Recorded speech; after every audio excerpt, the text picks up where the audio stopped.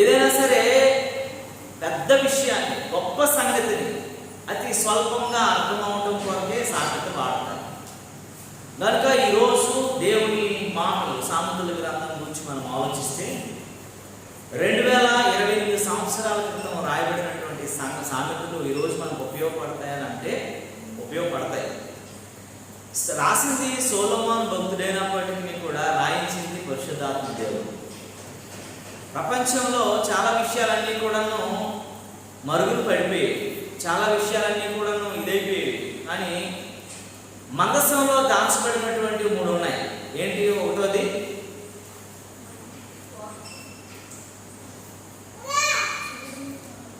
ఒకటోది అహరోను చేతికర్ర,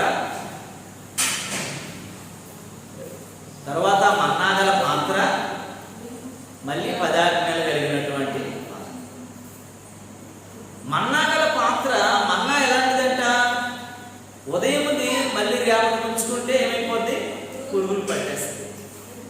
కానీ ఇన్ని సంవత్సరాలుగా అది మందసంలోకి వచ్చినప్పుడు, దేవుడు నివసించే స్థలంలో ఉన్నప్పుడు, దేవుడు మాట్లాడే స్థలంలో ఉన్నప్పటికీ దానికి ఏం లేదండి, మరణం లేదు. అలాగే సొలొమోను గారు ఈ మాటలు రాయించినప్పటికీ కూడాను పరిశుద్ధాత్మ దేవుని సహాయంతో రాయబడ్డాయి కాబట్టి ఆ మాటకు చాలా విలువ ఉంది. దేవుని నామమునకు మహిమ కలుగునుగాక. అది ఎప్పుడు రాయబడినప్పటికీ దానిలో ఉన్నటువంటి శక్తి కానీ, దానిలో ఉన్నటువంటి బలము కానీ, దానిలో ఉన్నటువంటి తెలివి కానీ, దానిలో ఉన్న జ్ఞానం కానీ ఎప్పుడు నశించదని మనం జ్ఞాపకం చేసుకోగలగాలి. దేవుని నామమునకు మహిమ కలుగునుగాక. అయితే ఈ సామెతల గ్రంథము చాలా మంది ఒక సొలొమోను గారు రాశారు అనుకుంటాం. కానీ ఈ సామెతల గ్రంథము 1 నుంచి 22వ అధ్యాయం వరకు సొలొమోను గారు రాసినప్పటికీ కూడా 22 నుంచి మరి 24వ అధ్యాయం వరకు కూడా సొలొమోనుకు ముందున్నటువంటి జ్ఞానులు, సొలొమోనుకు ముందున్నటువంటి లేకపోతే తరువాత ఉన్నటువంటి జ్ఞానులు రాసినటువంటి మాటలు ఉన్నాయి చాలా సామెతలు.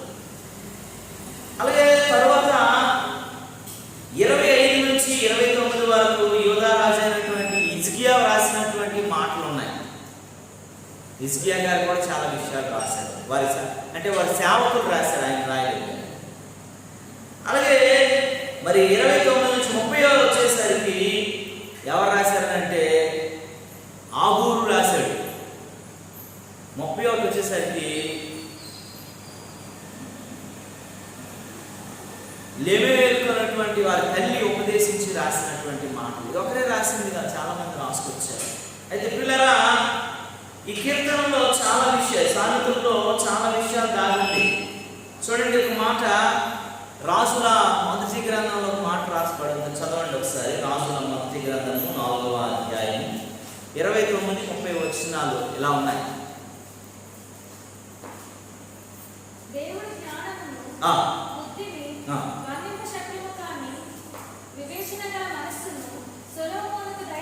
దేవుని నామమునకు మహిమ కలుగునుగాక. ఏమైనా రాసిందండి? సొలొమోను ఏదో నామతః, ఏదో సుభక్తి లేకుండా, ఏదో సొంత జ్ఞానంతో రాసిన మాటలు కాదు కనుక పరిశుద్ధాత్మ దేవుడు బుద్ధి, జ్ఞానము, ఇంకేమిచ్చాడటండి? వర్ణింప శక్యము కాలేనటువంటి వివేచన. వర్ణింప శక్యం కాలేనటువంటి వివేచన. ఎందుకనంటే దేవుని వాక్యం చెప్తా ఉంది, వర్ణింప శక్యం కాలేనటువంటి వివేచన. మనం ప్రతి విషయాన్ని చాలా జాగ్రత్తగా వర్ణించలేమన్నమాట. దాంట్లో చాలా భావం ఉంటుంది. కొన్ని విషయాలు మనం వర్ణించలేము. కొన్ని విషయాలు మనము ఎంత చెప్పినా దాని నుంచి ఇదైపోగలేము. కొన్ని విషయాలు ఉన్నటువంటి లోతు, మాధుర్యం ఎంతంత కాదు. కొన్ని విషయాల్లో ఉన్నటువంటి భావము అది ఎంత వెతికినా మనకి ఆ అంతుపట్టలేనటువంటిదిగా ఉంటుంది. ఈ సామెతల్లో ఉన్నటువంటి గొప్ప సంగతులు కూడా అంతే ఉంది పిల్లరా. అందుకంటాడు, ఆ జ్ఞానము, తెలివి, వర్ణింప శక్యము కానటువంటి వివేకం చేత రాయబడ్డాయి అన్నమాట. అందుకే దీన్ని చాలా జాగ్రత్తగా మనం సామెతల గ్రంథము జ్ఞానాన్ని సంపద. అజ్ఞానంలో ఉన్నవాడు, ఎవడైనా అసత్యంలోకి వెళ్ళిపోయినాడు,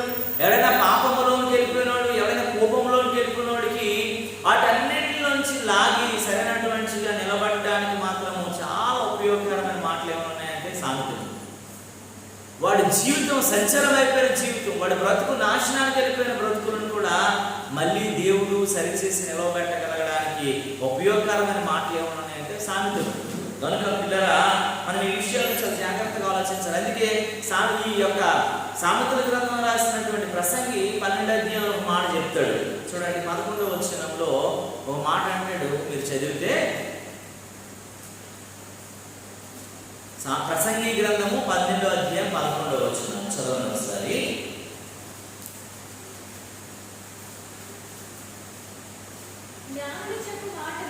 జ్ఞానులు చెప్పిన మాటలు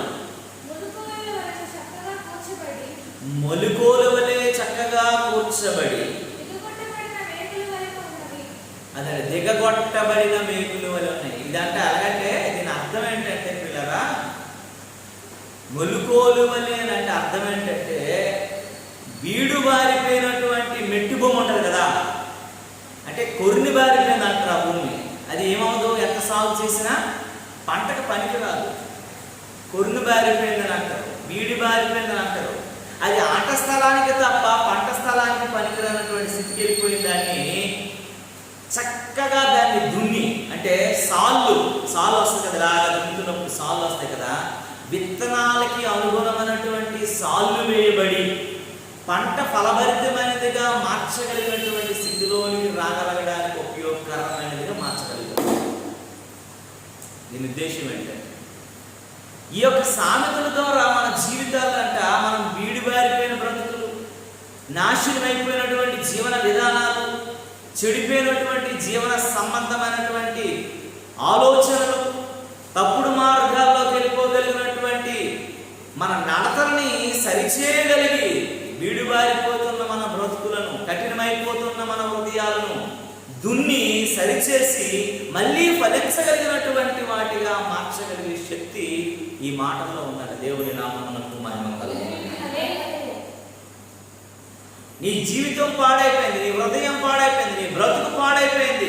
దాని అంతటినీ కూడా మళ్ళీ అది ఎలాగైపోయిందంటే మెరక భూమిగా మారిపోయింది, మెట్టు భూమిగా మారిపోయింది, కొరిమి బారిపోయిన స్థలంగా మారిపోయింది. ముండ్ల పొదలు, గచ్చి పొద్దులు అన్ని మొలిచేసినటువంటి స్థితికి వెళ్ళిపోయింది.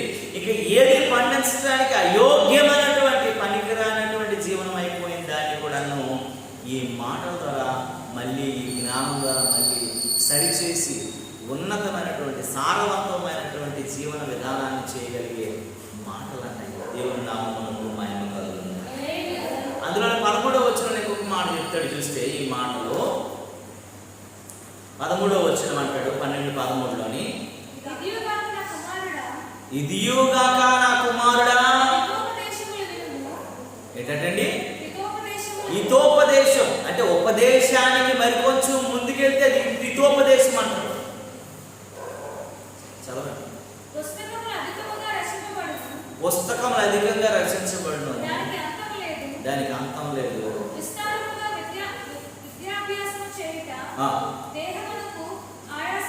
అదే ఎక్కువ చదివేయడం కూడా మంచిది కాదంట. నువ్వు చదివేదానికి ఒక అర్థం ఉండాలి, ఒక పరమార్థం ఉండాలి, ఒక జ్ఞానం ఉండాలి. కొంతమంది చాలా మంది ఇప్పుడు మన భారతదేశంలో ఉన్నటువంటి పరిస్థితి ఏంటంటే, కొన్ని పాశ్చాత్య దేశాలకి మన భారతదేశానికి ఉన్నటువంటిది ఏంటంటే, మన భారతదేశం చాలా ఎక్కువ చదువుతారు కానీ అలా పని ఉండదు. ఏం చదివానంటే నేను పిహెచ్డి చదివాను, ఏం చదివానంటే నేను ఎంఫిల్ చదివాను, ఏం చదివానంటే నేను ఎంబీఏ చదివాను. ఎంబీఏలు, ఎంసీఏలు, పిహెచ్డీలు, ఎంటెక్లు, బీటెక్లే కనబడుతున్నాయి. వారికి పని చాలా మందికి లేదు. అదే కొన్ని దేశాల్లో వారు చదివింది 10th ఇంటర్మీడియట్ ఉంటుంది కానీ వారికి వెంటనే జాబ్ ఉంటుంది వారి చేతిలో. చైనాలో చూస్తే అందరూ చిన్నపిల్లలు ఎవరు ఖాళీ ఉండడానికి ఇష్టపడరు, అందరూ పని చేస్తూ ఉంటారు. ఎవరు కూడా, జపాన్లో అయితే డ్యూటీ టైంలో ఎవరు కూడా యూరిన్ కూడా వెళ్ళడానికి లేదు. ప్రతి ఒక్కరు కూడా వస్తున్నప్పుడే వాళ్ళు డైపర్ వేసుకొని రావాలి. నీ 8 hours డ్యూటీలో ఎక్కడికి వెళ్ళడానికి లేదు. 8 hours అంటే 8 hours కష్టపడవలసిందే. డైపర్ ఇస్తారు, ఆ డైపర్ వేసుకొని వచ్చేసి ఆ 8 hours కూడా నువ్వు ఉండవలసిందే. లంచ్ అవర్ అని బయటకు వచ్చేసి అరగంట తిరుగుకొని అరగంట అడిగి ఫోన్ మాట ఇవన్నీ నడవదు అంతా అక్కడ. కనుక దేవుని వాక్యం చెబుతూ ఉంది ఏంటంటే, మనం ఎక్కువ ఇదైపోతున్నాం, చదివేస్తున్నాం, జ్ఞానం సంపాదించుకుంటున్నాం, కానీ ఆ జ్ఞానం మన ఎటో తీసుకెళ్ళిపోతుంది, అర్థం కాలేనటువంటి పరమార్థం లేనటువంటి పరిస్థితి. కనుక దేవుని వాక్యం చెబుతుంది పిల్లరా, సామెతలు జ్ఞానాన్ని ఇచ్చేవి, సామెతలు తెలివినిచ్చేవి, వంకరి జీవితాన్ని, పాడైపోయే జీవితాన్ని సరైనటువంటి మార్గంలో గాడిలో పెట్టేవి అని దేవుని వాక్యం చెప్తాం. మన బ్రతుకునంట ఆలోచింపజేస్తాయి, సరైన మార్గంలో నడిపించబడడానికి చాలా ఉపయోగకరమైనవి మనం జ్ఞాపకం చేసుకోవాలి. అయితే సామెతల గ్రంథంలో ఒక విషయం మనం జ్ఞాపకం చేసుకోవాలి. 31 సామెతలు ఉన్నప్పటికీ కూడా ఈ 31 సామెతలకు మూలం ఏంటంటే మొదటి అధ్యాయంలో ఉన్నటువంటి మొదటి నుంచి 7 వచనాల మీదే అంత ఆధారపడి ఉంటాం. చూడండి, కీర్తనల గ్రంథం, కీర్తనలు ఎన్ని ఉన్నాయి? 150 కీర్తనలు ఉన్నాయి.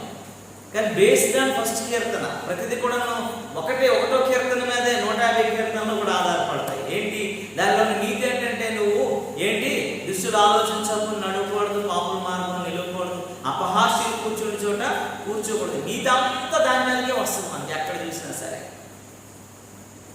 దివారాత్రము దేవుడి మాటలు ఆలకించాలని ఉంటుంది. దుష్టుడు అలా ఉంటాడంట, అది ఎలా అయిపోతున్నావు, రోజు ఎక్కడ పోదరికి గాలికి వెళ్ళిపోతాడు. నువ్వు అలా కాదు, నువ్వు స్థిరమైనటువంటి వ్యక్తిగా ఉండాలంటే నువ్వు దేవుని వాక్యాన్ని బేస్ చేసుకోవాలని 1 నుండి 150 కీర్తనలు కూడా 1వ కీర్తన మీదే ఆధారపడినట్లుగా, మూలమైనట్లుగా సామెతల గ్రంథం కూడా 31 అధ్యాయాలు ఉన్నప్పటికీ కూడాను 1 నుండి 1 అధ్యాయం మొదటి నుంచి 7 వచనాల మీదే ఆధారపడి ఉంటుంది. ఆ నీతి, ఆ జ్ఞానం, ఆ తెలివి, ఆ వివేచన మీదే ఈ సామెతలన్నీ చెప్పబడ్డాయి. కనుక పిల్లరా, ఈ యొక్క 1 నుంచి 7 అధ్యాయాల వరకు కూడాను ఏం రాయబడ్డదనంటే మనకి కొంచెం క్లారిటీగా తెలుసుకోవాలంటే తల్లిదండ్రులు తన పిల్లలకు బోధించే బోధన గురించి వ్రాయబడ్డాయి, బుద్ధి చెప్పే విధానం గురించి వ్రాయబడ్డాయి. నా కుమారుడా, నా కుమారుడా, నా కుమారుడు అని చాలాసార్లు వ్రాయబడింది. నీ తండ్రి మాటకు విను, నీ తల్లి మాటకు లోబడు, నీ తల్లి మాటకు చెవి యొగ్గు. ఎందుకంటే 7 అధ్యాయాల వరకు కూడా తల్లిదండ్రులు తన బిడ్డలకి సుబోధ, మంచి బోధించే విషయాలు వ్రాయబడ్డాయి. 8, 9 అధ్యాయాలు జ్ఞాని అయినటువంటి యేసు ప్రభువు గురించి వ్రాయబడ్డాయి. తర్వాత మిగతా అధ్యాయాలని సొలొమోను జ్ఞానం రాయబడింది. తర్వాత ఆగూరు 30, తర్వాత 31వ కీర్తన, తల్లి అతనికి 31 సామెతలు చెప్పబడినటువంటి విషయాలన్నీ రాయబడ్డాయి. అయితే పిల్లరా, ఈ సామెతల గ్రంథంలో ఈ రోజు మనం మొదటి 2 వచనాలు జ్ఞాపకం చేసుకున్నాం. మొన్నంతటి ఇంట్రడక్షన్ మనం విన్నాం కనుక ఈరోజు ఆ మొదటి 2 విషయాల్లో కొన్ని విషయాలు మాత్రమే, చాలా ఆ 2 విషయాలు చాలా ఉన్నాయి, కానీ కొన్ని విషయాలు తీయండి. బైబిల్ గ్రంథం మొదటి 2 వచనాలు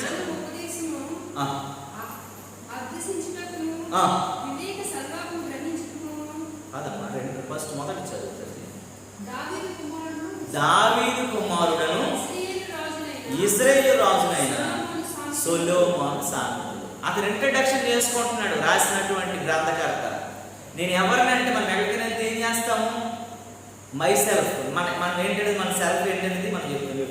ఐఏఎస్, యూపీఎస్సీ ఇంటర్వ్యూకి వెళ్ళిన అందరూ కూడాను ఫస్ట్ ఇంటర్వ్యూకి ముందు ఏం అడుగుతారు, మీ వరకు మీ ఏంటో చెప్పండి అని అంటే ఆ పేరు, వాళ్ళు ఎక్కడ చదివారు, వాళ్ళు ఏం చేశారు, వాళ్ళు జాబ్ చేస్తున్నారా, లేకపోతే ఇంతవరకు హౌస్ వైఫా, మ్యారీడా, అన్మ్యారీడా, వాళ్ళ బ్యాక్గ్రౌండ్ ఏంటి, వాళ్ళు కల్టివేటెడ్ బ్యాక్గ్రౌండ్, ఎంప్లాయీ బ్యాక్గ్రౌండ్ అన్నీ కూడా వాళ్ళు చెప్తున్నారు. అప్పుడు వాళ్ళు ఇంటర్వ్యూ చేస్తున్నారు. అలాగే సొలొమోను గారు కూడాను వారు ఏంటి అని అంటే, ఆయన ఎవరు చెప్పుకుంటాడని, నేను దావీదు కుమారుడినండి, దేవుడికి అతిశయాపస్తుడైనటువంటి హృదయానుసారుడైనటువంటి దావీదుకి పుట్టినోడు నేను, మా నాన్నగారి తర్వాత నేను రాజు అయ్యాను, వృద్ధాప్య స్థితికి వచ్చిన తర్వాత ఇజ్రాయెల్ని పాలిస్తున్నాను, అలాంటి వ్యక్తినైనటువంటి నేను ఈ సామెతలు రాశాను ఇంట్రడక్షన్ చేశాను. మనం చాలా విషయాలు సొలొమోను కూడా చెప్పుకున్నాం, అంత అవసరం లేదని అనిపించింది. అయితే 2వ వచనంలోకి వచ్చేసరికి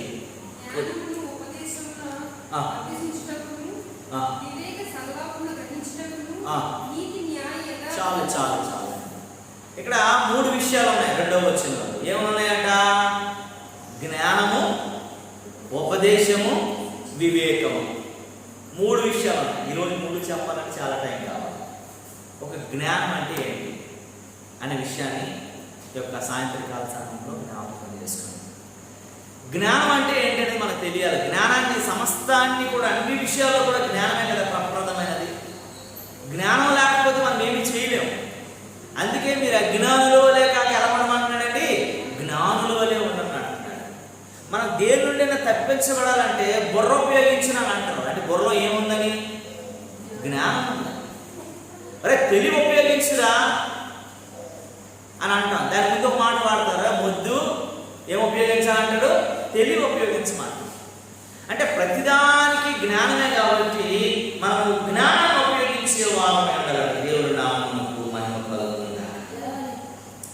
జ్ఞానం అంటే ఏంటి? జ్ఞానం ఎలాగా? జ్ఞానాన్ని ఏమంటారు? మన జీవన విధానంలో జ్ఞానాన్ని మనం ఎలా సంపాదించుకోవాలనే విషయాలు మనం ఆలోచించాలి. అసలు జ్ఞానం అంటే హెబ్రీలు వారి జీవన విధానాన్ని జ్ఞానం అని అంటారు. హెబ్రీలు వారి జీవన విధానం అంటే ఇలాగ జీవించాలని ఒక విధానం ఉంటుంది కదా. మనకు నచ్చినట్లు మనం బ్రతకడానికి కాదు. దేవుడు కొన్ని శాసనాలను పెట్టాడు. ఒక వస్తువు కొన్నామంటే ఇష్టం వచ్చినట్లు వాడడానికి లేదు. అది ఎంత లిమిట్ ఉండాలో అంత లిమిట్లోనే వాడాలి. మొబైల్ నీటిలో వేసేసినటువంటి ఫోన్లు ఉన్నాయి. దానికి IPS 65 ఎంతో ఉంటేనే నువ్వు అది నీటిలో వేయడానికి అవుతుంది. అందరూ నీటిలో వేస్తున్నారు కదా, నీళ్ళు నీటిలో వేస్తానంటే ఫోన్ పనిచేస్తుందా? వాళ్ళు ఫోన్ ₹1,00,000 పెట్టుకున్నారు, దాంట్లో IP65 ఉంది కాబట్టి వాళ్ళు వేస్తారు. నీ దాంట్లో లేదు కాబట్టి నువ్వు కొట్టుకున్న ₹10,000 ఫోన్ నీటిలో వేస్తానంటే పని చేయదు కదా. కనుక మనిషి బ్రతకటానికి కావాల్సిన ఒక జ్ఞానం ఉంది, ఒక తెలివి ఉంది, ఒక నిబద్ధత ఉంది, ఒకటి ఇలా ఉండాలన్నటువంటి ఒక చట్టం ఉంది, ఒక విధానం ఉంది. మనిషి అతి రెచ్చిపోయినా కష్టమే, ఇంకా అతి వినయమైన కష్టమే. ఒక లిమిట్, దానిని బట్టి మనం జీవన విధానాన్ని జీవించాలి. చాలా మంది చెప్తారు, అరే రాలిపోతాను ఎందుకురా, ఇప్పుడు రాలిపోకురా అని అంటారు. ఎందుకంటే వాడు ఎక్కువగా బిహేవ్ చేస్తున్నాడు కాబట్టి, వాడు మంచిది కాదు కాబట్టి నువ్వు ఎక్కువ రెచ్చిపోకురా అని అంటాడు. వాడు అంటాడు, రే ఏడురా మొద్దులు అలా కూర్చుంటావు, చలనం లేకుండా ఉన్నావు ఏడురా అని. అంటే వాడు ఉండవలసిన దానికంటే తక్కువ ఉన్నాడు కాబట్టి వాడు మనం అలా. కొన్ని నిబద్ధతలు హెబ్రీయుల యొక్క జ్ఞానం ఏంటంటే వారి జీవన విధానం. దేవుని భక్తిలో ఎలా ఉండాలి, దేవుని జ్ఞానంలో ఎలా ఉండాలి, దేవుని రాజ్య వారసత్వాన్ని సంపాదించుకోవడానికి ఎలా ఉండాలి, పరిశుద్ధతలో ఎలా ఉండాలి, పవిత్రతలో ఎలా ఉండాలి, నేను ఎలా జీవిస్తేనే అది దేవుని ఇష్టము చిత్తము, దేవుని చిత్తాన్ని నెరవేర్చిన వ్యక్తిగా నేను ఉండాలనేది హెబ్రీయులకి ఒక జీవన విధానం, జీవన శైలి ఉంది. మన భారతదేశంలో కూడాను ఒక జీవన విధానం ఉంది. ఇష్టం వచ్చినట్లు బట్టలు వేసుకోకుండా తిరగటం అవన్నీ మన భారతదేశ సంస్కృతి కాదు. చక్కగా ఆమె అంటే ఏంటి, మంచి బట్టలు నిండా బట్టలు కప్పుకొని శరీరం ఏది కూడా కనిపించకుండా చక్కగా ఒక నమ్రత, ఒక విధానం ఉండాలి. ఎక్కువ రెచ్చిపోకుండా ఒక లిమిట్ ఉండాలి. ఆ స్త్రీని బట్టి గౌరవం పెరగాల కుటుంబానికి తప్ప ఏంటి అని అలాంటి బట్టలు వేసుకుంది అనేటువంటి ఆ గౌరవాన్ని ఆ కుటుంబానికి తెచ్చే వ్యక్తిగా ఉండకూడదు. మన భారతదేశం చాలా సాంప్రదాయ సంబంధమైన మన దేశం. అందరిలా కాదు, ఇష్టం వచ్చినట్లు జీవించడానికి లేదు. చాలా కట్టుబాట్లు ఉన్నాయి మన దేశంలో. ఆ కట్టుబాట్లు మనం ఏం చేస్తూ ఉంటాము, మన పూర్వీకుల నుంచి కూడా మనం ఇప్పుడు ఏం చేస్తాము, పాటిస్తూనే ఉన్నాం. చక్కగా బట్టలు కప్పుకొని వస్తాం, చక్కగా మంచిగా గౌరవంగా ఉంటాం, ఎక్కువ మాట్లాడడం. మగాళ్ళు ఉన్నప్పుడు మా వారు మాట్లాడతారని వారికి అప్పగిస్తాం. ఆ భర్త చెప్పినంత వరకు మనం ఎంటర్ఫేర్ అవ్వము. చాలా ఫైనాన్షియల్ విషయాల్లో మగాళ్ళే మాట్లాడతారు. ఆడవారు ఏదో అవసరమైనప్పుడు వారి భోజనం ఆడవాళ్ళు చూస్తారు. చాలా కట్టుబాట్లు మనకు ఉన్నాయి కాబట్టి అది జ్ఞాన సంబంధం. కాబట్టి ఆ జ్ఞాన సంబంధం ఉంటే ఆ కుటుంబానికి ఏముండదని పెద్ద విలువ ఉండదు. వాళ్ళంటారు వాళ్ళు ఉన్నారు, వాళ్ళకి నచ్చినట్లు ఉన్నారు. ఆ పిల్లలు అలా ఉన్నారేంటి, ఆ తల్లిదండ్రులు అలా ఉన్నారేంటి, ఆ పెద్దోళ్ళు అలా ఉన్నారేంటి, వాళ్ళ ఇల్లు అలా ఉందేంటి, వాళ్ళ సంస్కృతి అలా ఉందేంటి, వాళ్ళ జీవన విధానం ఏంటి, ఆ బట్టలు ఎక్కడ పెట్టారేంటి, ఆ గిన్నెలు ఏంటి అలా ఉన్నాయి అన్నీ చెప్పుకుంటాం కదా. ఇంటికి వెళ్ళగానే అన్ని మనం చూస్తున్నప్పుడు ఆ మనుషులు ఏంటి అలా ఉంది, ఆ మంచం చూస్తే ఏంటో అలా ఉంది అని అంటాం. ఎందుకంటే నీట్నెస్ లేనప్పుడు ఆ యొక్క ఇళ్ళ యొక్క సంస్కృతి జీవన విధానం ఏంటో మనకు అర్థమవుతుంది. కనుక మనం కూడా దైవ జ్ఞానం అంటే ఏంటి, దేవుడు సొలొమోను ద్వారా తెలియజేసే జ్ఞానం ఏంటంటే, నువ్వు ఈ లోకంలో ఉన్నంతకాలము నీ జీవన విధానాన్ని ఎలా కొనసాగించాలా. ఒకటోది అది దేవునికి ఇష్టమైనదిగా ఉండాలా, రెండోది మనుషులకు కూడా ఇష్టమైనదిగా ఉండాలి. అందుకే దేవుని దయందును మనుషుల దయందును నువ్వు వర్తిల్లాలి. ఊరికే నేను దేవుల్లో ఉన్నానని చెప్పి మనుషుల దగ్గర నుంచి చెడ్డోడు అనిపించుకోవడం కూడా మంచిది కాదు. ఒక సామెత ఉంది కదా, 10 కళ్ళు ఒక మనిషి పైన కానీ 10 గొడ్డల్లో ఒక చెట్టు పైన కానీ పడకూడదా? అందరూ చెడ్డోళ్ళు అంటే ఆ మనిషి ఏమైపోతాడు? ఒక రోజు నిజంగా చెడ్డోడు అయిపోతాడు. అందరూ అంటున్నారా నీ చెడ్డోడు అయిపోతాడు. అందులో ఒకడైనా మంచోడుగా నీ బుద్ధిని బట్టి అలాగే అయిపోయామని చెప్పేసి నేను ఈ మధ్య ఫోన్లో ఒక వీడియో చూశాను. ఒక ఆమెను ఒక అతను ఇద్దరు కలిపి క్లాస్మేట్స్, అబ్బాయి బాగా చదివేవాడంట. అది పెద్ద అయిపోయిన తర్వాత ఆమె కోర్టులో జడ్జి అయ్యింది. ఆయన అబ్బాయి అనమాట దొంగోడయ్యాడు. ఆయన అనమాట తీర్పు తీరుస్తున్నాడు. తీర్పు ఆయన తీరుస్తుంది. ఆ అబ్బాయి ఇంట్రడక్షన్ చేసినప్పుడు ఆయన రాబరీ చేశాడు, ఆయన ఇది చేశాడు, అది చేశాడు, బ్యాంక్ కొట్టేశాడు, అది బైక్ దొంగ, అన్ని ఆ కేసులు అన్నీ అడుగున్నాయి. అయితే ఈ వచ్చినప్పుడు ఆమె చెప్తూ ఆయన నువ్వెవరో నాకు తెలుసు, నేను బాగా చదువుకుంటాడు కదా, చాలా మంచిగా ఉండేవాడు కదా, నువ్వు బుద్ధివంతుడివే కదా, బట్ ఎందుకు నువ్వు ఎలాగైపోయావో నాకు అర్థం కావట్లేదంటే ఆడి పాపం ఎలాగైపోతున్నాడనంటే అసలు అంటే ఎలా ఫీల్ అవుతున్నాడంటే అర్థం కావట్లేదు. నేను ఇలా ఉండవు ఎందుకు నేను ఎలా అయిపోయినా అర్థం కాక ఆయన బాధపడిపోతూ ఇలాగా కొట్టుకుంటున్నాడు కూడా. తర్వాత ఆయనకి లైఫ్ వేయించేసింది. ఆయన ఊరిలో కాకుండా లైఫ్ వేయించింది. తప్పించలేకపోయింది. సహోదరు కావచ్చు, లేకపోతే సిస్టర్ కావచ్చు, లేకపోతే ఇంకోటి కావచ్చు. దేవుని చిత్తానికి, దేవుని యొక్క వాచ్యతకు, దేవుని యొక్క కృపకు మన జీవితాల్లో మనం సరైనటువంటి జీవన విధానం జీవించకపోతే మనం పొందుకోలేమని దేవుని వాక్యం చెప్తా ఉంది. కనుక జ్ఞానం అనేది చాలా అవసరమని దేవుని వాక్యం చెప్తుంది. చూడండి, మొట్టమొదటి మనం జ్ఞానం కోసం ఆలోచించాలి. జ్ఞానం అనే మాట సామెతల గ్రంథంలో 37 సార్లు రాయబడింది. ఎక్కువ సార్లు జ్ఞానం కోసం రాయబడింది. ఎందుకంటే మన జ్ఞానం చాలా అవసరం. జ్ఞానం అంటే ఏంటంటే మన జీవన విధానం చాలా బాగుండాలని. అంటే లోక జ్ఞానం ఉంది, ఇహలోక సంబంధమైన జ్ఞానం ఉంది. ఒకసారి యాకోబు పత్రికలోకి మనం వెళ్తే చూడండి, 3వ అధ్యాయం, యాకోబు పత్రిక 3వ అధ్యాయం, యాకోబు పత్రిక 3వ అధ్యాయం 14 నుంచి 16 వచనాలను చదువుతాం. యాకోబు పత్రిక 3వ అధ్యాయము.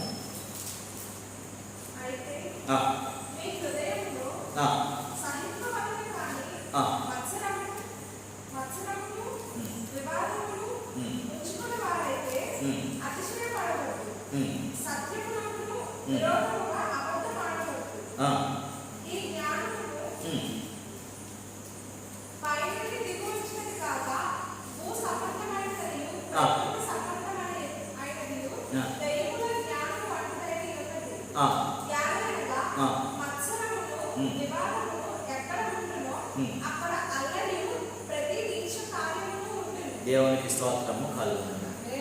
పైనుంచి వచ్చినటువంటి జ్ఞానం ఎలా ఉంటుంది అనేది మనం ఆలోచించే ముందు అసలు భూ సంబంధమైన జ్ఞానం ఎలా ఉంటుందంట? మత్సరం, ఒకరిని చూసి వారవలేకపోవడం, ఒకరిని చూసి లేనిపోని ఎగతాళిగా మాట్లాడడం, ఒకరిని చూసి లేని తక్కువగా చూసి మాట్లాడడం, అనేక రకాలైనటువంటి తారతమ్యాలు, వారి యొక్క జీవన విధానాన్ని ఎంచేవారు ఉండటం, వారిని చూసి ఏకాశకాలుగా మాట్లాడటం, ఇవన్నీ ఎలాంటి జ్ఞానం అని అంటే వాడికి ధనం ఉండొచ్చు, డబ్బు ఉండొచ్చు, అన్ని రకాలు ఉండొచ్చు, వాడికి స్టేటస్ ఉండొచ్చు, ఎడ్యుకేషన్ ఉండొచ్చు, ఉద్యోగం ఉండొచ్చు, అన్ని రకాలు ఉండొచ్చు. కానీ దేవుడి జ్ఞానం పరలోక సంబంధమని కాకుండా భూ సంబంధమైన జ్ఞానం ఉందనుకోండి, ఇదే శాశ్వతం, నేను ఇక్కడే బాగున్నాను, నేను ఇలాగొన్నని బట్టి, ఇది నా జ్ఞానమును బట్టి, నా తెలివిని బట్టి అనుకుని ఏం చేస్తుంటాడట?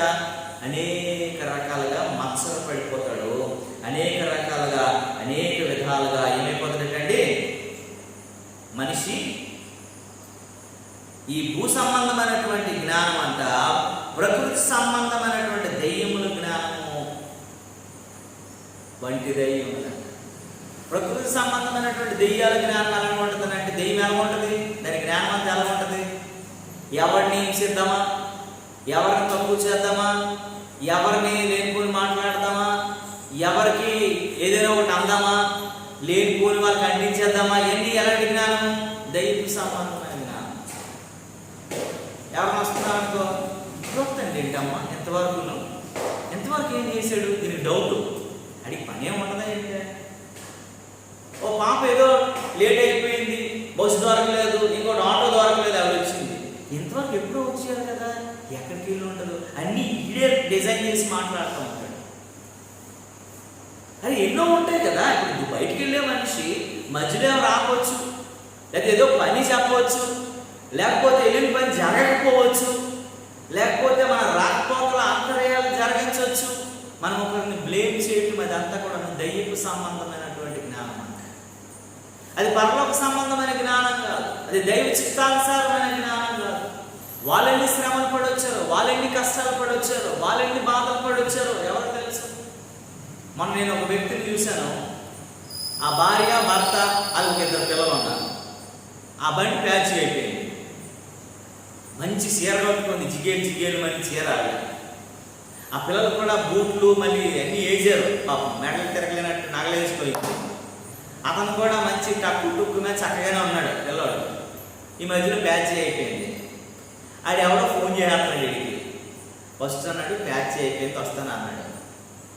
రెండోసారి మళ్ళీ ఫోన్ చేసాడు, రే ప్యాచ్ అయిపోయిందిరా వస్తానని చెప్పాడు. మూడోసారి ఆ ఫోన్ ఎత్తట్లేదు, వీడు ఇంకా బూతులు మాట్లాడడం మొదలెట్టాడు. ఎన్నిసార్లు చెప్పినా వినట్లేదు అది. ఎందుకనంటే ఈ పిల్లలు బండి దిగలేదు, ఈవిడ చీర నలిగిపోతుందని బండి తోయట్లేదు. నలిగిపోతున్నాడు ఎవడో ఆడు. బండి మీద పాపం అంతవరకు వెళ్ళిపోదాం అనుకున్నారు, మధ్యలో బండి ప్యాచ్ అయిపోయింది. ఆడు బండిని పిల్లల్ని తోసేసరికి ఎంత బండి మీద వెళ్ళడం బాగుంటుంది, కానీ బండి ప్యాచ్ అయిపోయి తోసినప్పుడే నరకం ఎలా ఉంటుంది కనబడుతుంది మనకి. కోపం వచ్చేసి ఆ ఫోన్ లిఫ్ట్ చేయకుండాను ఈ మామూలు కాదు అసలు, మనం వినడానికి కూడా అసహ్యమైనటువంటి బూతులు తిట్టాడు. నేను అడిగి చూసి ఇంత బాగా టక్ చేసుకున్నాడు, ఇంత మంచి బట్టలు వేసుకున్నాడు, ఈ మనిషి నోరేంటిరో బాబు, పాపం ఇది ఎలా ఉన్నది సెప్టిక్ ట్యాంక్లా ఉందని అనుకున్నాను నేను. ఎందుకంటే మనిషి ఆ సహనం కోల్పోయిన తర్వాత, మనిషి ఓర్చుకోలేనంతగా బాధ పెట్టిన తర్వాత వచ్చే మాటలు అలాగే ఉంటాయి. వాడి కష్టం వాడికి తెలియట్లేదు, సమయానికి కోరుకుంటున్నాడు తప్ప వాడు అనుభవించిన శ్రమ, వాడు తోస్తున్నటువంటి శ్రమ, వాడు బాధపడుతున్న బాధ పాపం ఎంత. నేను చూశాను, మేము కొంతవరకు ఆ పిల్లల్ని ఆమె కారు ఎక్కండి బాబు అని చెప్పాను. మేము అలాంటి వరకు డ్రాప్ చేస్తున్నా, తోసుకుంటారా బాబు అని. అయితే ఆ అతను దించేసిన తర్వాత మేము అక్కడ ఏదో కొంచెం టిఫిన్ చేస్తున్నాము. చేసినప్పుడు నేను చూసినటువంటిది ఏంటంటే, ఆ అబ్బాయి వచ్చేసరికి ఇంత నీట్గా బట్టలు వేసుకొని కనబడినాడు. అక్కడికి వచ్చేసరికి లేబర్ పని చేసి దానికంటే అన్యాయం అయిపోయాడు చెమటకి. ఎందుకనంటే అంత భయంకరమైనటువంటి ఆ ఎండలో అతను తీసుకొని వచ్చాడు ఆ బండిని. కనుక ప్రియమైనటువంటి దేవుని బిడ్డలారా, నీవు నేను మనం ఆలోచించాలి ఏంటంటే, భూ సంబంధమైనటువంటి జ్ఞానం, దైవ సంబంధమైన జ్ఞానం, దాన్ని మనం ఏం చేయకూడదండి, ఆచరించకూడదు, అనుసరించకూడదు. అది కొంచెం కాలం ఉంది. ఎలాంటి ఆలోచిస్తారు, ఈ భూమి శాశ్వతం, ఈ భూమి సమస్తం, ఈ భూమి అన్నింటికి మూలం అనుకునే వాళ్ళు మాత్రమే భూ సంబంధమైనటువంటి వాటిపై మనసు పెడతారు. మనం దేని సంబంధమైనటువంటి మాటల మీద ఆలోచించాలి, మనము పరలోక సంబంధమైన జ్ఞానం కొరకు ఆలోచించాలి కదా. అందుకే 17వ వచనాన్ని చదవండి పిల్లరా. అయితే పై నుండి వచ్చినటువంటి జ్ఞానము మొట్టమొదట పవిత్రమైనది, దేవునికి స్తోత్రం కలుగును గాక. ఇక్కడ చాలా విషయాలు ఉన్నాయి, ఒక్కొక్క విషయం జ్ఞాపకం చేసుకుందాం. పై నుండి వచ్చేటువంటి జ్ఞానం అంట ఎలాంటిదనంటే, ఎలాంటిదండి, పవిత్రమైనది. దేవుని నామమునకు మహిమ కలుగును గాక. పవిత్రమైనది అని అంటే ఏంటంటే, మనల్ని పవిత్రులుగా ఉంచుతుంది. పవిత్రమైనది అంటే ఏంటంటే, మనల్ని అపవిత్రతకి చోటేవ్వదు, అపవిత్రత మీద మన మీద ప్రభావం చేయనివ్వదు. దేవుడు పరిశుద్ధుడు కనుక మనం కూడా ఎలా ఉండాలని కోరుకుంటుందండి, పరిశుద్ధులుగా ఉండాలి. ఆ పవిత్రత కలిగినటువంటి రాజ్యంలోకి మనం వెళ్ళడానికి వారసులంగా ఉండేవారంగా మనం ఉండాలండి. దేవునికి స్తోత్రము కలుగును గాక. ఎందుకనంటే పరలోక రాజ్యము పెద్దది కాదండి, పరలోక రాజ్యం కొంచెం చిన్నది, అందరికి చోటు దొరికిపోదు అది. అందుకే వంతే సూది బీజంలో దూరుడు కంటే ఒక పాపి పరలోక రాజ్యంలో ప్రవేశించడము దుర్లభము అని బైబిల్లో రాశారు. ఎందుకంటే ఇరుకు దూరం గుండా మనం ప్రయాణం చేయాలి, శ్రమల గుండా మనం ప్రయాణం చేయాలి, కష్టాల గుండా మనం ప్రయాణం చేయాలి. పరలోకంలోకి వెళ్ళి ఆ బంగారు పట్టణంలో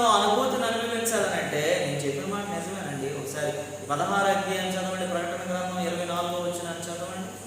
పరలోక రాజ్యం అంటే పెద్దదేం కాదు.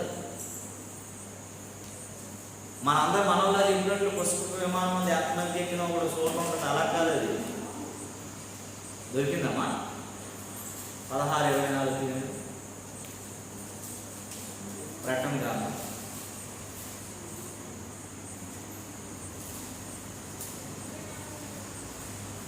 16, 21, 16, 21, 24 చూడండి.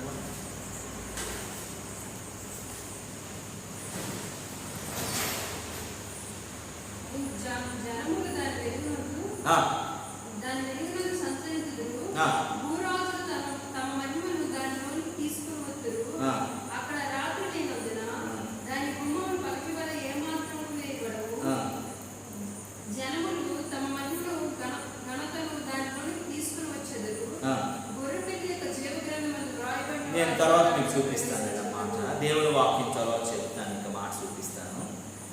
అక్కడ ఎలా ఉందనంటే అదంట కొలతకాలతో కొల వేసినంతగా ఉంటుందంట. గనుక ఆ పరలోక రాజ్యం పెద్దగా అందరూ వెళ్ళిపోవడానికి లేదు. గనుక మా పరిశుద్ధత లేకపోతే ఎవరు ప్రవేశించలేదు. క్వాలిటీ కావాలి అక్కడ, క్వాంటిటీ కావాలి. పరలోక రాజ్యాన్ని ఎంతమంది ఉన్నా వెళ్ళిపోవడానికి అవ్వదు. క్వాలిటీ వడపోత చాలా అవసరం. మన భక్తి, మనం చేస్తున్నటువంటి మన భక్తి సాధన మనం సరిపోతుంది అనుకోవడానికి ఏం లేదండి. నీ భక్తి దేవునికి ఇష్టమైనదిగా ఉండాలా, నీ భక్తి దేవునికి యోగ్యమైనదిగా ఉండాలా, నీ భక్తి దేవుడు ఇష్టపడి నిన్ను ఆకర్షించగలిగిన వ్యక్తిగా ఉండాలంట. అలాంటి పరిశుద్ధతలోకి మనం రావాలి. అందుకే పవిత్రత అంటే ఏంటంటే మనం అపవిత్రులుగా ఉన్నా, మనము దేవునికి అనుగుణంగా లేని వారమైనప్పటికీ కూడా మనల్ని పవిత్రులుగా చేస్తుందంట. దేవుని నామమునకు స్తోత్రం కలుగుతుంది. జ్ఞానం ఏంటంటే అపవిత్రతలో ఉన్న మనల్ని పవిత్రులుగా మార్చేది జ్ఞానం. ఇప్పుడు ఎవడైనా సరే జ్ఞానం ఉన్నోడు ఎప్పుడైనా సరే అపవిత్రుడు అయిపోతాడా? జ్ఞానంతో ఆలోచిస్తాడు. వాడు పవిత్రతను వాడు పోగొట్టుకోడు. వాడు నీకు నిష్టాలు వాడు కాపాడుకుంటాడు. వాడు ఎవరితో పడితే ఆడుతాడు మాట్లాడాడు, ఎవరితో పడితే ఆడుతోటి వాడు భుజాల చేతులు వేసుకొని తిరగడు, ఎవరితో తాగుపోతాడుతో ఆడుతూ తిరిగాడు. ఎందుకంటే వాడి జ్ఞానం ఉంది కాబట్టి వాడు పవిత్రత ఎక్కడ కాపాడుకోవాలో ఎక్కడ పోగొట్టుకోవడానికి తెలుసు. ఆ పవిత్రతను ఎంటబెట్టుకుని ఉండడానికి దేవుని వాక్యం చెప్తాం. కనుక మనము పవిత్రులం కాబట్టి, జ్ఞానవంతులమైతే, నువ్వు నిజంగా దేవుని జ్ఞానం కలిగిన వ్యక్తి అయితే నీ అపవిత్రత నుంచి నువ్వు కాపాడబడి పవిత్రులుగా మార్చబడతావు. రెండో మాట ఇక్కడ ఏమనుందంటే సమాధానకరమైనటువంటి వారు. అదేంటి? మనుషులతోనూ దేవునితోనూ ఎప్పుడు కూడా మనం ఎలా ఉండాలంటే సమాధానం కలిగి ఉండాలి. ఒక మాట మనం చెప్పబడింది ఏంటంటే పరిశుద్ధులతో సహవాసం చేయాలంట. అందరితో మనం సమాధానం కలిగి ఉండాలి. ఎవడు పడితే అడితే సహవాసం చేయకూడదు.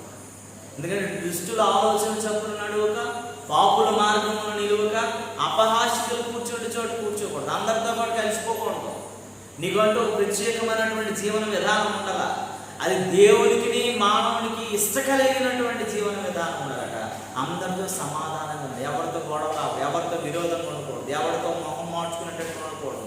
మనందరం సమాధాన పడువారు ధన్యులు. మీరు ఏం చేస్తారంటే వాదార్చుకోండి. నీకు వాదార్పు కావాలంటే అందరితో మనం ఏం చేయాలంటే సమాధానం పడాలి. బలలో చేయి పెట్టడం కాదు, మనం ప్రభురాత్రి భోజనం తినేయటం కాదు, కానీ దానికంటే ముందు మనం ఏం చేయబడాలంటే సమాధానపరచబడాలి. మనల్ని మనం ఒప్పుకోవాలా, మనల్ని మనం సరి చేసుకోవాలా. అందుకే నేను చిన్నోళ్ళైనా పెద్దోళ్ళైనా ఎవరైనా ఒక మాట వేసినా సరే నాకు అంత కోపపడాను. ఎందుకనంటే అది ఎక్కడికి వెళ్ళిపోతుంది అంటే వాక్యంతో టాలీ చేసుకునేటప్పుడు, అది దేవుడితో మనం ఆలోచిస్తున్నప్పుడు, ఆయన ముఖ దర్శనం చూసేటప్పుడు మనం ఏంటో, మనం వ్యతిరేకంగా ఉన్నాం, మనం ఇదిగా ఉన్నాం, మనం అలాగా ఉన్నామనేది మనకు అర్థమవుతున్నప్పుడు మనం చాలా బాగా అనిపిస్తాం. కనుక ప్రతి విషయంలో కూడాను మనం ఆలోచించాలా, సమాధాన పడేవారని మనం ఉండాలి. అది ఎవరితోని? దేవునితోనూ మనుషులతోనూ సమాధానం ఉండాలి. అంటే మనుషులతో అందరితో బాగోని దేవునితో బాగోలేకపోతే పెద్ద దెబ్బ. కనుక అలాగని దేవునితో బాగోని మనుషులతో బాగోకపోతే ఇనమందు పరమందు దేవునికి భయంకరంగా ఉండాలా. నిన్ను బట్టి అన్ని జనుల ఎదుట దేవుడు ఏమైపోకూడదండి, దూషించబడి ఎదురా ఉండకూడదు. కాబట్టి మనం సమాధానం కలిగిన వారు ఉండాలండి. మూడో మాట ఏమన్నా, మృదువైనది అని అంటే ఇది చాలా జాగ్రత్త కావాలి. మృదువైనది అని అంటే మట్టి జిగట మట్టి ఉంటుంది కదా, కుమ్మరవాడి చేతిలోకి వెళ్ళినప్పుడు ఆ జిగట మట్టి ఏమైపోద్దండి, ఏ ఆకారంలో కావాలంటే ఆ ఆకారంలోకి వంగిపోయి లొంగిపోతుంది.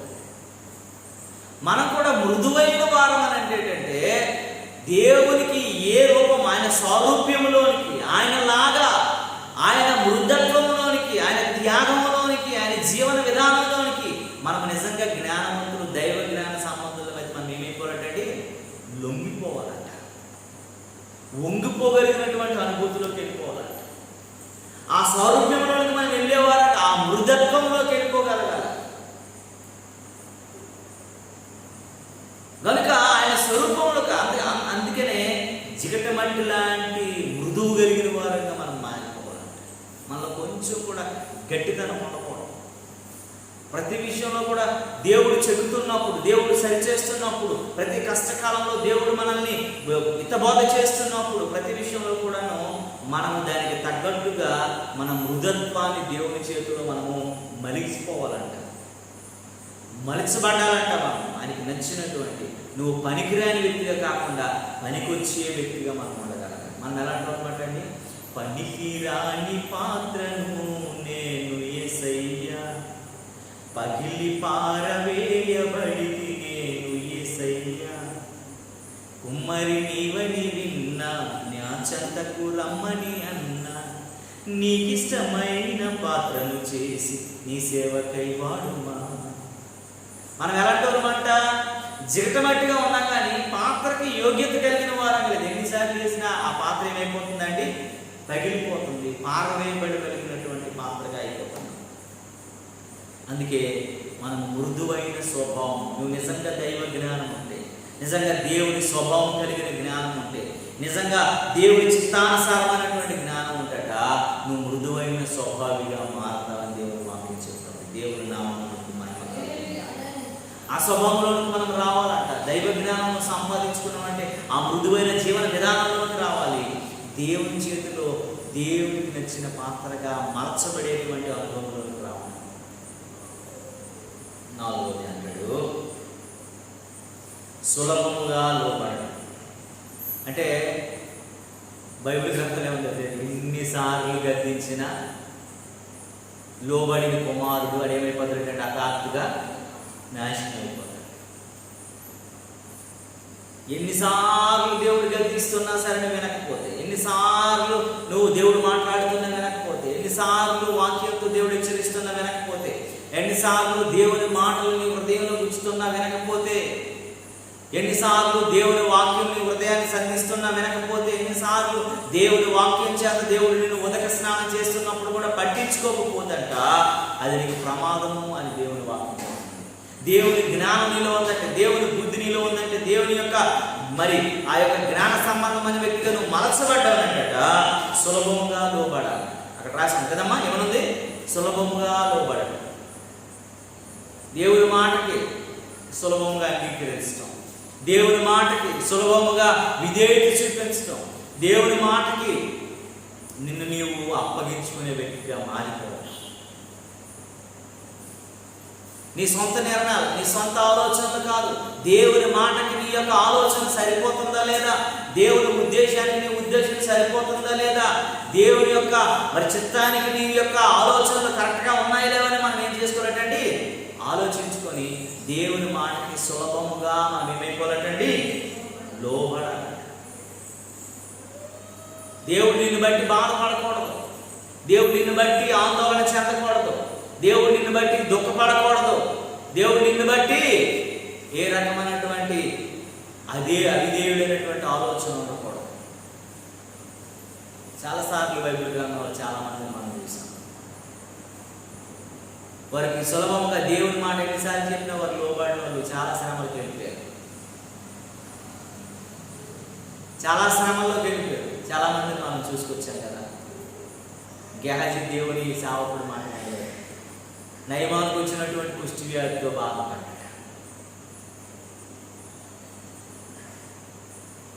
లోతు అబ్రహాం మాట వినలేదు, 9 మందిని పోగొట్టుకుని ఒక్కడే మిగిలిపోయాడు.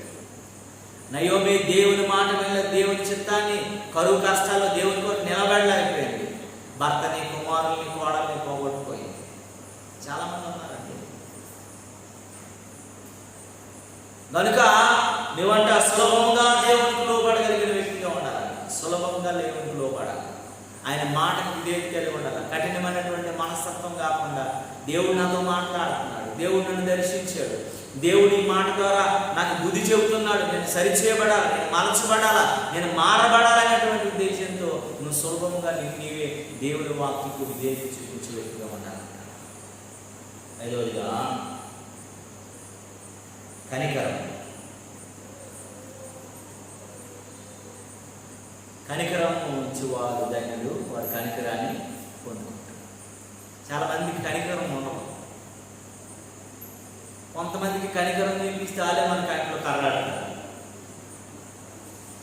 ఎందుకంటే కనికరం చూపించాలి. అది ఎలాంటివాడైనప్పటికీ కూడా, అది ఎలాంటివాడైనా వాడికి దేవుడు చూసుకుంటాడు.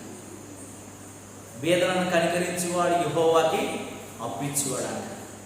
నువ్వెవడైనా బీదోడు కనబడితే వాడిని కనికరించాలి. నీకు కలిగిన దాంట్లో మరి రూపాయి 2 రూపాయలు వేయకూడదు, ఎందుకంటే ఏమీ రాదని మనకు తెలుసు. కనికరం చూపించగలగాల. అలాగని 150 ఎత్తాడు తాగేదాన్ని తీసుకెళ్ళి వీలైనంత వరకు వారికి తినడానికి, వారు కట్టుకోవడానికి సహాయం చేయాలి. మనం ఎప్పుడైనా సరే దానం కంటే వారు ఆకలి తెచ్చినప్పుడు మంచిగా అన్నం పెట్టండి, చాలా సంతోషం. వారు బట్టలు బాగలేనప్పుడు మనకి ఉన్న దాంట్లో ఒకటి ఏదైనా ఉంటే ఒక పాత బట్ట ఇవ్వండి, వారు పట్టుకొని సంతోషపడతారు. కనికరం చాలా మందికి ఉండదండి. కనికర జీవితం ఉండదు.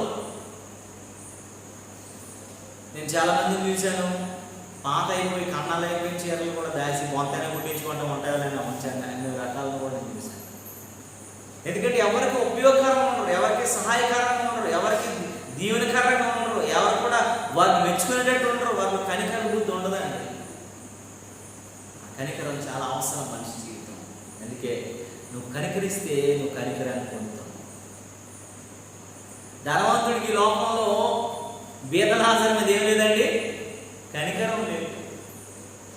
ఆ పక్కన పడిపోయినటువంటి ఆ రొట్టు ముక్కలు అవన్నీ ఏరుకొని తింటున్నప్పుడు అడిగో బస్తా నీవేసి పప్పు మీద వండుకుంటాడు కదా, ఇంత ధనం అనేక సంవత్సరాలకు సరిపోయినంత ఉంది కదా అని కనికరంగా నుండుంటే పరలోక రాజ్యానికి వెళ్ళిన తర్వాత, సరే నరకంకి వెళ్ళిన తర్వాత పరలోకంలో ఉన్నటువంటి లాజర్తో ఒక్క నైరు సొక్కి అడుక్కునే పరిస్థితి రాకుండేదేమో బహుశా. ఎందుకంటే ఏమి లేదు, దానికి కనికరం లేదు. ఆ పడిన మొక్కలు ఏరుకుంటున్నాడు, ఆ పడినటువంటి తిండి ఏరుకొని బతుకుతున్నాడులే. అంటే పడింది ఏరుకుంటున్నాడు అంటే కుక్కకి ఆ మనిషికి పెద్ద తేడా లేనట్టే. మనం విసిరేసింది కుక్క తింటే మనిషి తింటే ఏంటండి, తేడా ఏముంటుంది? మనం చేతికిచ్చి తినుబాబు అని అన్నప్పుడే అతను గౌరవించిన వాళ్ళు అవుతారు కదా. కనుక ప్రియదేవుని బిడ్డలారా చాలా జాగ్రత్తగా మనం ఆలోచించాలా. కనికరం అనేది చాలా అవసరం. ధనవంతుడిగా కనికరం లేదు కాబట్టి ఏ వ్యక్తిని కనికరించలేదో ఆ వ్యక్తిని నీళ్ళు అడుక్కునే పరిస్థితి దిగజారిపోయాడు.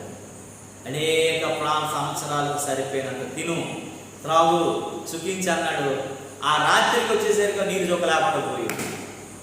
అనేక సంవత్సరాలు తాగినంత ఉందంట, కానీ రాత్రి అయితే ఏం లేదండి, ఆయన ఒక్క నీరు చొక్క లేని పరిస్థితి. దేవుడి కృపణి మీద ఉండాలి. అందుకే కనికరం కలిగి ఉండాలి. 3వది చివరిగా ఒక మాట జ్ఞాపకం చేసుకోగలగాల. మీరు ఒకసారి చూడండి కదా, మంచి ఫలాలు. మంచి ఫలములతో నువ్వు ఫ్రూట్ఫుల్గా ఉండాలంటే మొట్టమొదటి నీళ్ళేముండాలా? జ్ఞాన సంబంధంగా నీరు సంపాదించుకోగలగల, జ్ఞాన సంబంధంగా ఎండ సంపాదించుకోగలగల, జ్ఞాన సంబంధంగా పెరగడానికి కావాల్సినవి కూడా సంపాదించుకోవాలి. నువ్వు అజ్ఞానం అయితే ఎలా ఉండగలుగుతావు? మనం లాస్ట్ వీక్ నేర్చుకున్నాం కదా. ఏమని నేర్చుకున్నామండి? జ్ఞానం యెహోవాను నమ్ముకున్నటువంటి ఏదైనా సరే ఆకువాడక తన కాలం ముందు ఫలమించి చెట్టు వలె ఉంటుంది. నువ్వు దేవుని నమ్ముకుని దేవుని జ్ఞానం మీద ఎప్పుడైతే నువ్వు ఆధారపడతావో నువ్వు ఎట్ట కలిగినను నువ్వు చింతనందవు కాపు మానదట. ఎన్ని రకాలైనటువంటి యాసికాలంలో వచ్చిన వర్షాలు పడకపోయినా సరే దాని సమృద్ధి జీవం ఉంటుంది. దేవునికి స్తోత్రము కలుగును గాక. అది పచ్చగా ఉంటుంది, ఎప్పుడు కూడా అది ఎండిపోయిన పరిస్థితి ఉండదు, ఎప్పుడు కూడా దాని ఇది కాపు మానేటువంటి పరిస్థితి రాదు. అలాంటి పరిస్థితులు ఎప్పుడు ఎందుకు ఉంటుందనంటే నువ్వు మొట్టమొదటి ఆలోచించాలా. జ్ఞానం కలిగిన వ్యక్తిగా ఉంటే నీవంట మంచి ఫలాలు చూస్తావు. లేకపోతే పండినవన్నీ నిజంగా నేను కాసిన అనడానికి లేదండి, కారు ద్రాక్షాలు కూడా ఉన్నాయి బైబిల్ గ్రంథంలో కదండి. అందాల ఉద్యానవనమా ఓ క్రైస్తవాలోకమా, పుష్పింపలేక ఫలింపలేక మోడై మిగిలావ నీవు, మోడై మిగిలావ నీవు. ఆకలిగా నీ వైపు చూడ ఆశ నిరాశ వేసి కాచావు నీవు కారు ద్రాక్ష, యోచించు ఇది న్యాయమేనా రచన. నువ్వు కాశావు ఎలాంటి వాడండి? కారు ద్రాక్ష, తినడానికి యోగ్యం కాదు, తినడానికి ఇష్టం లేనివి, తినడానికి వీలు కానివి. ఒకవేళ మన ఫలాలు కూడా అలా ఉన్నాయేమో జ్ఞాపకం చేసుకుంటారు. మనం కాస్తున్నాం, మనం ఫలిస్తున్నాం, మనం విస్తరిస్తున్నాం. ఒకవేళ అవి కారు ద్రాక్షలేమో జ్ఞాపకం చేసుకోగలగా, అవి దేవునికి ఇష్టం కానివేమో జ్ఞాపకం చేసుకోగలగా. మన జ్ఞానము భూ సంబంధమైన జ్ఞానం కాదు. మన జ్ఞానం ఏ జ్ఞానం అంటండి? పరలోక సంబంధమైన జ్ఞానము, పైనుండి దిగి వచ్చు జ్ఞానం. అందుకంటాడు, అయితే పైనుండి వచ్చు జ్ఞానము మొట్టమొదట పవిత్రమైనది. దేవునికి స్తోత్రము కలుగుతుంది. పైనుండి వచ్చే జ్ఞానం ఎలాంటిదండి? పవిత్రమైనది, పవిత్రమైనది. తర్వాత సమాధానకరమైనది, తర్వాత మృదువైనది, తర్వాత సులభంగా లోబడేది, తర్వాత కనికరముతోను మంచి ఫలాలతోనూ నిండుకున్నది, పక్షపాతమైనను వేషధారణైనను లేనిదై ఉన్నది. అలా ఏం లేదండి, పక్షపాతం ఉండదంట, వేషధారణ అంతకంటే ఉండదండి. పైనుండి వచ్చే జ్ఞాన సంబంధం. మనుషులు కనబడవాలని కాదు, కానీ మనం ఎవరికి కనబడాలని అంటే రహస్యమందున్న తండ్రికి కనబడాలి. మన వేషధారణ ఉండకూడదు. ఎందుకంటే బైబిల్ చెప్తుంది, దేవుని మాటలు చెప్తున్నాయి, వేశ్యైనా క్షమిస్తాను కానీ ఎవరిని క్షమించను అన్నాడు? వేషధారిని క్షమించను. నువ్వు వేషధారి అయితే మోసపోతావని దేవుని వాక్యం చెప్తాడు. కనుక అందుకే దేవుడు ఎవరిని క్షమించాడండి? 5 భర్తలతో తిరిగినటువంటి పేరు సమరయ స్త్రీని దేవుడు క్షమించాడు. కానీ ఎస్సావు పుట్టినటువంటి కుమారుడిని ఏసావుని దేవుడు క్షమించలేదు. వేషధారి అని ఏసావు అన్నాడు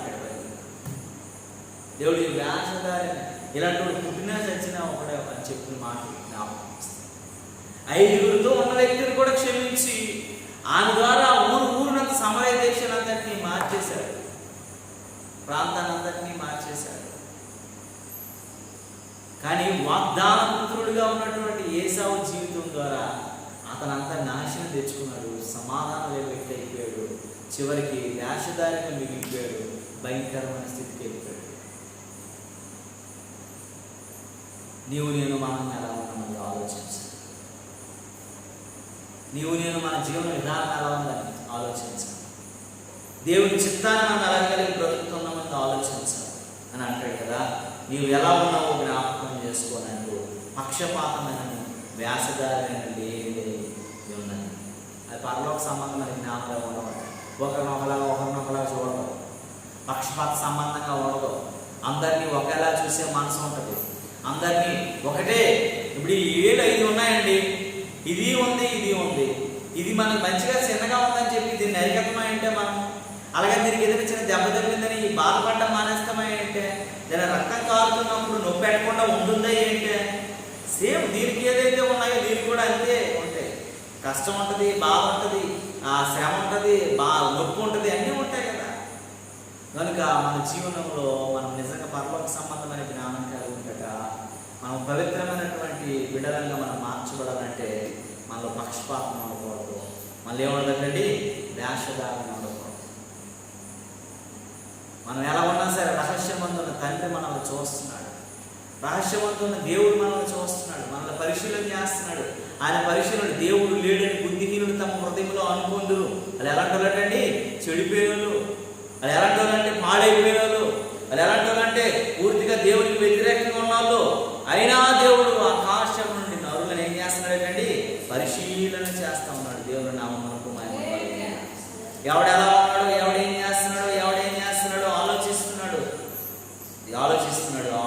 చూడండి 14వ కీర్తన చదవండి ఒకసారి.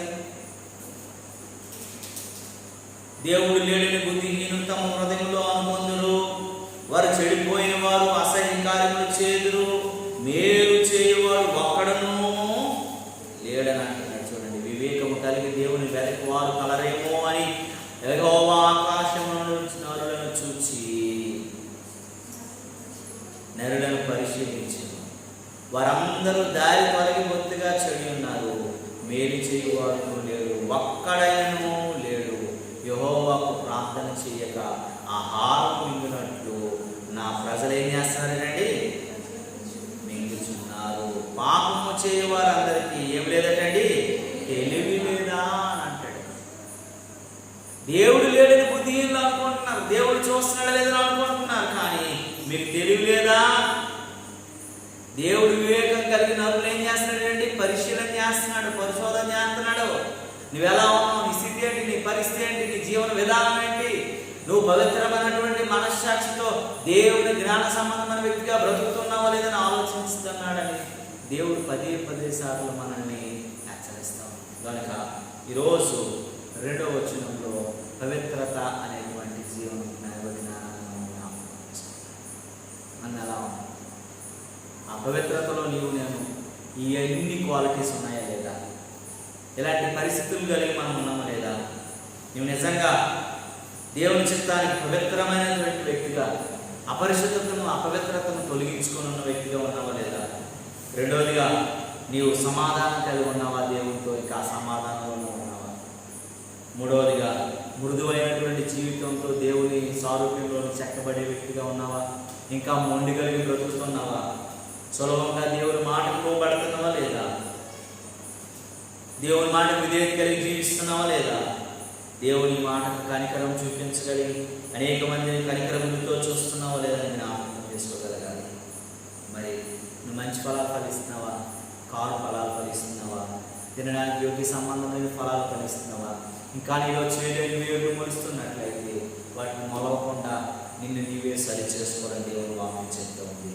చివరిగా, నీ జీవితంలో, నా జీవితంలో, మన జీవితంలో మనమంట ఎలా ఉండాలంటే దేవునికి లోబడే వారిగా కాకుండా ఉండాలి. వ్యాసదారులంగా కాకుండా దేవుని చిత్తం కలిగి దేవుని బిడ్డలుగా మనం ఉండాలని దేవుని వాక్యం చెప్తాం. ఇంకో మాట ఉందండి, దేవుని వ్యాసదారులలో ఇంకో మాట ఏమైనా ఉంటుందండి? యాకోబులో 17వ వచనంలో 3:15